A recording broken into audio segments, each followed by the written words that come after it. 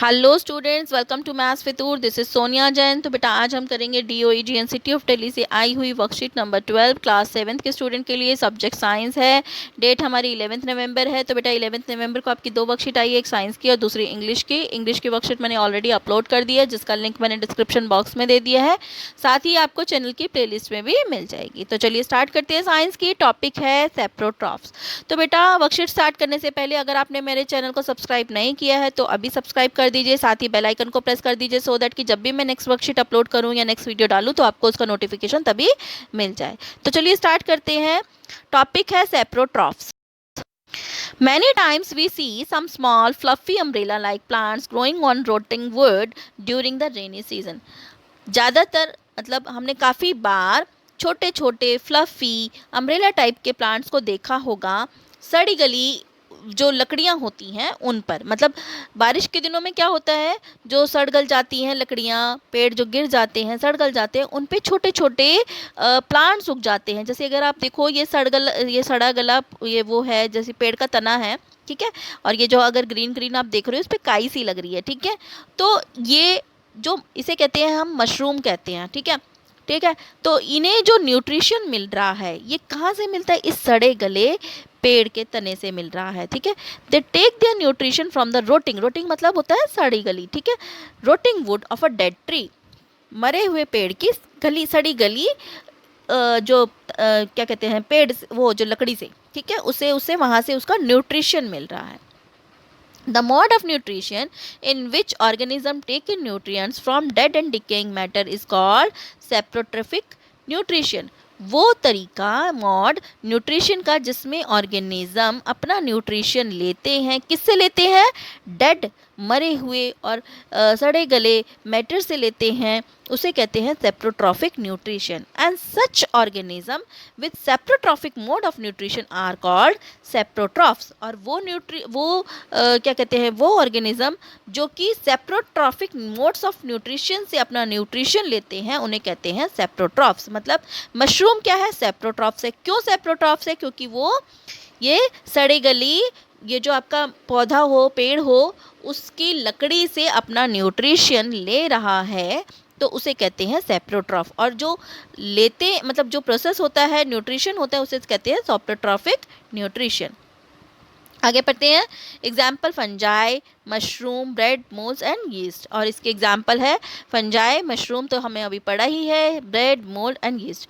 Fungi also grown on pickles, leather, clothes and other articles that are left in hot and humid weather for a long time. Fungi कहाँ किस पर उगती है, अचार पर, leather पर, कपड़ों पर और दूसरे सामानों पर जो कि गर्म और ह्यूमिड होते हैं, जहाँ पर नमी होती है, ठीक है। नमी वाले वातावरण में लॉन्ग टाइम में अगर वो चीज़ पड़ी रह जाती है तो उस पर क्या उग जाती है, फंजाई उग जाती है। During the rainy season they spoil many things. अब बारिश के दिनों में वो काफ़ी चीज़ों को ख़राब कर देती है। The fungal spores are generally present in the air, they land on the wet and warm things, they germinate and grow. अब क्या होता है, जो फंगल्स वो होते हैं, स्पोर्स होते हैं, जो उसके फंगल के स्पोर्स जो होते हैं वो ऑलरेडी हवा में होते हैं, ठीक है। तो इन्हें क्या करते हैं, जब हवा में नमी होती है और गर्मी होती है तो ये क्या करते हैं, उधर बैठ जाते हैं और इन्हें जर्मिनेट करते हैं और पनपते हैं। तो इन्हें कंडीशन कैसी होती चाहिए, एक तो हॉट और ह्यूमिड कंडीशन चाहिए होती है, इसीलिए रेनी सीजन पे जल्दी से पनपने लग जाते हैं, ठीक है। Fungi can be useful as well as harmful. Fungi जो है हमारे लिए यूजफुल भी है और हार्मफुल भी है। For example mushroom are eaten as vegetable whereas yeast is use for producing alcohol. तो जैसे कि मशरूम हम सब्जी के तौर पे खाते हैं और जबकि यीस्ट को हम अल्कोहल बनाने में यूज़ करते हैं। Some fungi like penicillium fungus is used in making antibiotic penicillin. अब कुछ फंजाई जैसे कि पेंसिलियम फंगस जो है वो यूज़ की जाती है एक एंटीबायोटिक बनाने में जिसका नाम है पेंसिलियन। मतलब पेंसिलियन एंटीबायोटिक बनाने में पेंसिलियम नाम की फंगस यूज़ की जाती है। Fungi also cause disease in plants and human beings. अब देखो फंजाई के कारण बीमारियां भी होती है प्लांट्स और ह्यूमन बींग्स में। The skin disease called ring worm in human is caused by fungus. जो अगर आपने देखा हो, अगर आपको पता हो, एक रिंग वर्म होता है आदमियों में, मतलब ह्यूमंस में, ठीक है, उसे कहते कहते हैं वो किसके कारण होता है, फंगस के कारण होता है, ठीक है। रिंगवॉर्म होता है वो किसके कारण होता है, फंगस के कारण होता है, ये एक स्किन डिजीज होती है। अब है activity, take a piece of bread and moisten it with the water. एक ब्रेड लेनी है, उसे पानी में गीला करना है, live it in a most warm place for 2-3 days और until fluffy patches appear on them। ठीक है। अब आपको क्या करना है, उसको मॉइस्ट मतलब थोड़े से नमी वाले में और गर्म प्लेस पर रख देना है। यहाँ पे मोस्ट नहीं आएगा बेटा, मॉइस्ट आएगा, मतलब नमी वाली जगह पर, ठीक है। गर्म जगह पर, नमी वाली जगह पर थोड़े दिन के लिए रख देना है। जब तक रखना है जब तक इस पर फ्लफी से, ये आप देख रहे हो काला काला फ्लफी से पैचेस आने शुरू हो जाएंगे।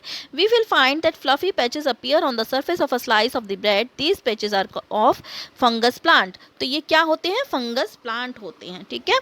सो fungus is growing on a slice of bread, तो ये ब्रेड की स्लाइस पे ये जो काले काले से है ये फंगस है, ठीक है। Some organism live together and share both shelter and nutrients. कुछ ऑर्गेनिज्म होते हैं जो अपना साथ रहते हैं और क्या शेयर करते हैं, शेल्टर मतलब रहने की जगह, और न्यूट्रिएंट शेयर करते हैं। This relationship is called symbiosis and plants are known as symbiotic plants. तो इस रिलेशनशिप को हम क्या कहते हैं, सिम्बायोसिस कहते हैं। और इन प्लांट्स को जो ये इस तरीके से रिलेशनशिप को निभाते हैं कि एक दूसरे के साथ रहते हैं, ठीक है, तो उसे हम कहते हैं सिम्बायोटिक प्लांट्स। जैसे for example certain fungi live inside the roots of the plant. कुछ फंजाई होती हैं जो प्लांट्स के रूट में रहती हैं। अब देखो रूट से उन्हें क्या मिलेगा, उन्हें न्यूट्रिएंट्स मिलेंगे, लेकिन जो प्लांट होगा जिसके रूट में वो रह रहे हैं उसके बदले में वो क्या लेंगे, the plant provide nutrient to the fungus and in return the fungus provide water and certain nutrients. जो प्लांट होता है वो उन्हें क्या देता है, फंगस को न्यूट्रिएंट देता है, और बदले में क्या लेता है, बदले में फंगस उसे क्या देता है, पानी और कुछ न्यूट्रिएंट प्रोवाइड कराता है, ठीक है। This type of nutrition involving symbiosis occur in plants called lichen. अब एक इसी तरीके से एक एग्जाम्पल हमें लीचन का भी दिया गया है जो कि इसी सिम्बायोसिस रिलेशनशिप को निभाता है। जैसे कि in lichens the green coloured plant called algae and non green plant fungus live together. अब इसमें लीचन में क्या होता है, ग्रीन कलर का प्लांट जिसे एल्गे कहते हैं और नॉन ग्रीन जो ग्रीन कलर का नहीं होता फंगस, वो एक साथ रहते हैं। फंगस क्या करता है, उसे शेल्टर देता है, पानी देता है और मिनरल देता है एल्गी को, और बदले में एल्गे क्या करता है, प्रिपेयर करता है और फूड प्रोवाइड कराता है, ठीक है। मतलब बदले में एल्गे क्या करता है, खाना प्रोवाइड कराता है और खाना बनाता है और उसे देता है फंगस को, ठीक है बेटा। तो ये आपस में एक रिलेशनशिप होती है, गिव एंड टेक की रिलेशनशिप, मतलब कि वो कुछ देता है और बदले में उससे कुछ लेता है, तो इसे कहते हैं सिम्बायोसिस। और जो उसे और उसको कहते हैं सिम्बायोसिस कहते हैं, और इस प्लांट्स को जो करते हैं ये रिलेशनशिप उसे कहते हैं सिम्बायोटिक प्लांट्स, ठीक है।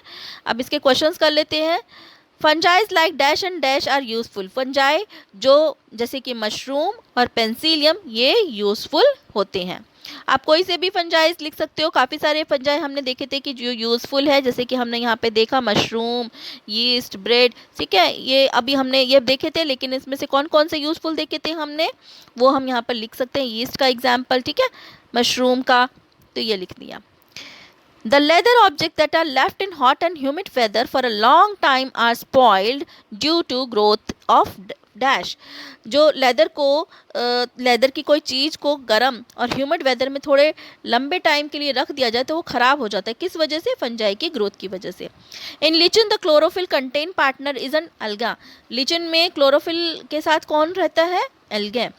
फिर नेक्स्ट क्वेश्चन है, what do you understand by symbiosis, explain with example. Symbiosis बताना है और इसको एग्जांपल के साथ एक्सप्लेन करना है। तो बेटा यहाँ पर इसका आंसर ये आ जाएगा, some organism live together and share both shelter and nutrients. This relationship is called symbiosis and plants are known as symbiotic plants. तो इसका आंसर यहाँ तक लिखेंगे। फिर एग्जाम्पल लिखना है, तो एग्जाम्पल आप ये लिख दीजिए, for example certain fungi are live inside the root of a plant. यहाँ से लेकर ये न्यूट्रिएंट्स तक लिख देंगे, ठीक है बेटा।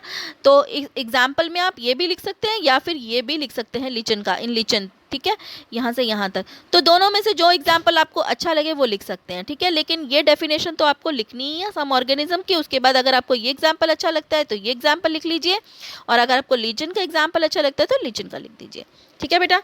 तो इस तरीके से यहाँ हमारी वर्कशीट कंप्लीट होती है। अगर आपको मेरे वीडियोस अच्छे लगते हैं तो प्लीज़ उन्हें लाइक कीजिए, शेयर कीजिए, मेरे चैनल को सब्सक्राइब कीजिए। So stay tuned for more videos, till then bye bye.